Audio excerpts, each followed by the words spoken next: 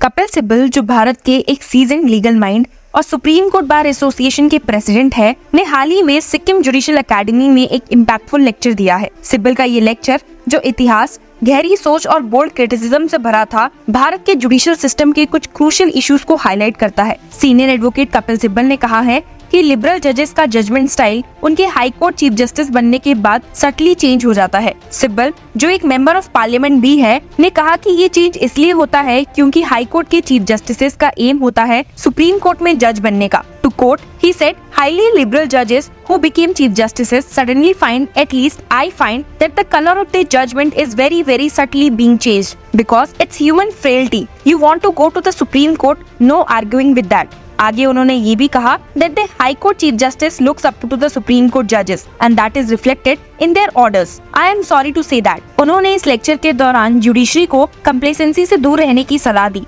Structure reforms पर जोर दिया और न्याय में पब्लिक का ट्रस्ट वापस लाने का महत्व समझाया। उनके लेक्चर में भारत के जुडिशियल सेटअप के ओरिजिन्स, सबऑर्डिनेट जुडिशरी की इंडिपेंडेंस और कॉलेजियम सिस्टम जैसे मुद्दे शामिल थे, जिसमें उन्होंने भारत की लीगल जर्नी पर एक विचारात्मक नजर डाली। हालांकि ये लेक्चर काफी क्रिटिकल और इंसाइटफुल था। कपिल सिब्बल ने शुरू में ही एक इम्पोर्टेंट क्लैरिफिकेशन दिया। Before I begin, I want to clarify that I want to say today as a citizen, not in my role as a SCBA president. Ultimately, the goal is to uphold democracy. ये clarification उन्हें एक ऐसी speech के लिए stage set करता है जिसमें उन्होंने अपनी बात एक कंसर्न सिटीजन की तरह रखी, सिर्फ एक लीगल अथॉरिटी की तरह नहीं। जैसे उन्होंने कहा, law does not inherently mean justice, जो उनकी ऑडियंस के साथ डीपली रेजोनेट हुआ। सिब्बल की नजर में कुछ कोर्ट्स को सबऑर्डिनेट कहना एक गलत नाम है। उन्होंने इस कॉन्सेप्ट को कॉलोनियल टाइम्स तक ट्रेस किया और साइमन कमीशन का जिक्र किया, ये कहते हुए कि जजेस को कॉम्पिटेंस और जस्टिस दोनों के बेसिस पर सेलेक्ट करना चाहिए। सिब्बल के हिसाब से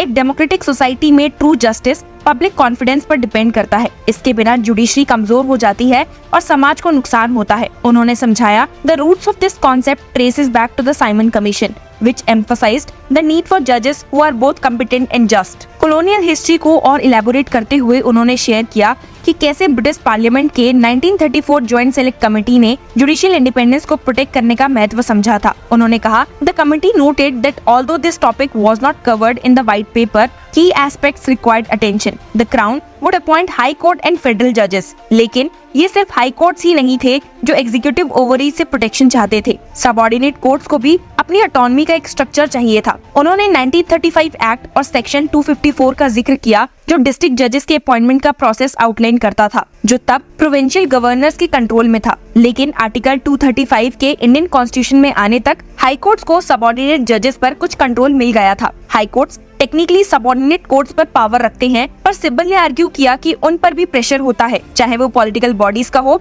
या फिर सुप्रीम कोर्ट का। उन्होंने कहा, the high court is not subordinate to the supreme court, और ये भी ऐड किया that in the entry 67 list 2 the justice system is vested in the high court except where supreme court jurisdiction applies. उन्होंने ये point highlight किए कि high courts के अपने राइट्स हैं, लेकिन सेंट्रलाइजेशन कभी कभी लाइंस को ब्लर कर देता है और अनड्यू इंटरफेरेंस होता है। सिस्टम की इवैल्यूएशन को ट्रेस आउट करते हुए सिब्बल ने शेयर किया that in 1934 the judicial committee recommended distancing judges from those appointing them to ensure independence from government influence in subordinate courts, a concern that still exists. उन्होंने बताया कि आज हालांकि हाई कोर्ट्स सबऑर्डिनेट कोर्ट्स को manage करते हैं, लेकिन high court जजेस और डिस्ट्रिक्ट जजेस के बीच इंडिविजुअल रिलेशनशिप्स, सीनियरिटी डिस्प्यूट्स जैसे इश्यूज को जन्म देता है, जो जुडिशियल कंट्रोल को अंडरमाइन करते हैं। इसके बाद कपिल सिब्बल ने कॉलेजियम सिस्टम पर भी क्रिटिसिज्म दिया। ये सिस्टम, जो जुडिशियल अपॉइंटमेंट्स को लेस पॉलिटिकल बनाने के लिए बना था, अब आयरॉनिकली लॉबिंग का एक नया फॉर्म बन गया है। उन्होंने ऑब्जर्व किया दैट हाई कोर्ट जजेस अप्रोच सुप्रीम कोर्ट जजेस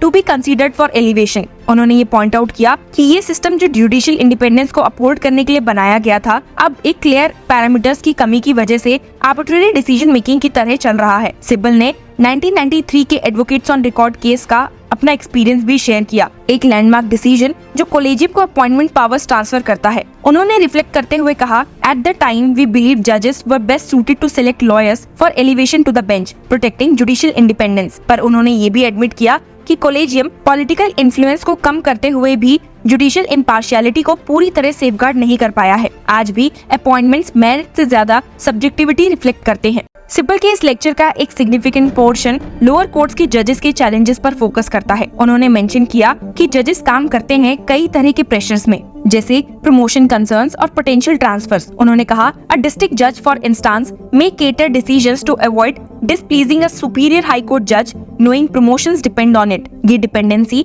उनकी ऑटोनॉमी को रिस्ट्रिक्ट करती है और उन्हें कन्विक्शन से ज्यादा कॉशन के साथ काम करने पर मजबूर करती है। एक और कंसर्निंग एस्पेक्ट जो उन्होंने एक्सप्लेन किया वो था बेल रूलिंग्स पर। उन्होंने कहा, Despite the principle of bail as the rule and jail as the exception, subordinate courts rarely grant bail. Why? Because granting bail would be seen as controversial। ये सिब्बल ने ऑब्जर्व किया और ऐड किया कि जजेस को डर लगता है कि ऐसे डिसीजंस उनके करियर प्रोग्रेशन पर अफेक्ट कर सकते हैं। सिब्बल ने जुडिशरी में सेंट्रलाइज्ड पावर के रिस्क पर भी वार्न किया, खासकर सुप्रीम कोर्ट का master of the roster role. ये रोल उन्होंने आर्ग्यू किया कि चीफ जस्टिस अपॉइंटमेंट्स और सुप्रीम कोर्ट में केसेस के सिलेक्शन को इन्फ्लुएंस करता है। उन्होंने शेयर किया, the master of the roster decides which cases goes to which bench and then efforts sometimes aim to ensure a specific judge becomes the chief justice of a particular high court। उन्होंने कहा कि ये power का concentration एक institutional hazard बन सकता है। इसीलिए सिब्बल ने सजेस्ट किया that we need to shift from concentrated power towards an inclusive system that represents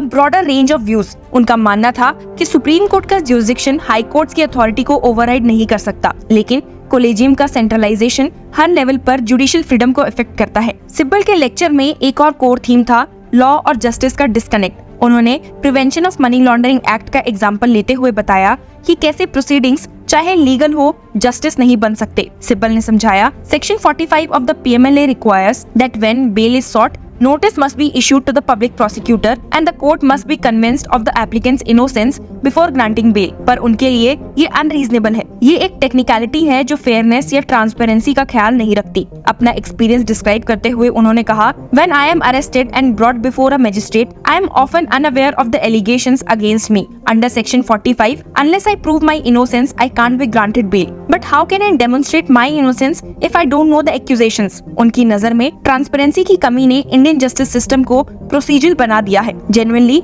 just होने से दूर। अपने फाइनल रिमार्क्स में सिब्बल ने कॉमन लॉ की फ्लेक्सिबिलिटी से स्टैट्यूटरी लॉ की रिजिडिटी तक ड्रिफ्ट का अफसोस जताया है। कॉमन लॉ में जुडिशियल प्रेसिडेंट स्टेबिलिटी और प्रेडिक्टेबिलिटी देते हैं जो जस्टिस की एप्लीकेशन को गाइड करते थे, लेकिन over the years statutory laws ने इस सिस्टम को ओवरशैडो कर दिया है। उन्होंने इंदिरा सोनी केस का जिक्र किया जिसमें 50% रिजर्वेशन कैप एस्टैब्लिश की गई थी, लेकिन अब वो अलग अलग स्टेट्स में एक्सीड हो चुकी है जो लीगल एम्बिग्यूटी क्रिएट कर रही है। सिब्बल ने वार्न किया, president's role have diminished within a statute driven system. Supreme court rulings are meant to bind all, yet the court does not sit as a single entity। One judgment may say one thing and another the opposite। साथ ही उन्होंने caution किया कि आगे इसे uncheck रखा गया तो public का भरोसा खो सकता है, जिससे विजिलेंटिज्म का रास्ता भी खुल सकता है, और इसके बारे में सुप्रीम कोर्ट जजेस ने रिसेंटली वार्न भी किया है। In his parting words, Sibbal left a powerful thought with his listeners। He said, "Law and justice are partners who should retain a healthy skepticism of one another। Sibal के लिए judiciary एक guardian of public confidence है and it must strive to keep that trust alive. तो जहाँ एक तरफ कपिल सिब्बल का ये लेक्चर एक शार्प और रिफ्लेक्टिव एनालिसिस था जो हमारी जुडिशरी को इंट्रोस्पेक्शन का एक मौका देता है, उनके वर्ड सिर्फ एक क्रिटिक नहीं थे बल्कि जस्टिस सिस्टम में एक जरूरी वेकअप कॉल भी थे। आपको क्या लगता है? Share with us and keep following law chakra.